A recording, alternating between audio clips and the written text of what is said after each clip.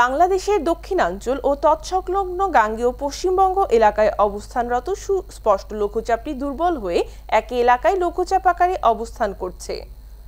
ফলে সমুদ্র উত্তাল থাকায় 4 সমুদ্র বন্দরসমূহকে 3 নম্বর স্থানীয় সতর্ক সংকেত দেখাতে বলা হয়েছে। মৌসুমী বায়ু সক্রিয় থাকায় এর প্রভাবে দেশের বিভিন্ন এলাকায় ঝড় বৃষ্টি হচ্ছে। এরই ধারাবাহিকতায় দেশের 8 জেলার উপর দিয়ে দুপুরের মধ্যে ঝড় বয়ে যেতে পারে বলে জানিয়েছে আবহাওয়া অধিদপ্তর।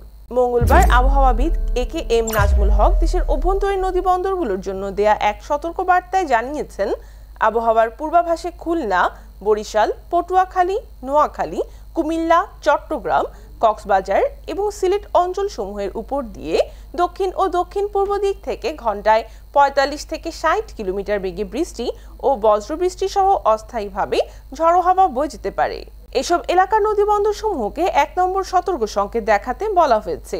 এদিকে আবহাওয়ার আরেক পূর্বাভাসে বলা হয়েছে, ঢাকা, রংপুর, রাজশাহী, খুলনা, বরিশাল, চট্টগ্রাম, ময়মনসিংহ ও সিলেট বিভাগের অধিকাংশ জায়গায় অস্থায়ীভাবে দমকা ও ঝড়ো হাওয়া সহ হালকা থেকে মাঝারি ধরনের বৃষ্টি ও বজ্রসহ বৃষ্টি হতে পারে। সেই সাথে দেশের কোথাও কোথাও মাঝারি ধরনের ভারী থেকে অতি ভারী বর্ষণ হতে পারে। সারা দেশে দিন এবং রাতের তাপমাত্রা প্রায় অপরিবর্তিত থাকতে পারে।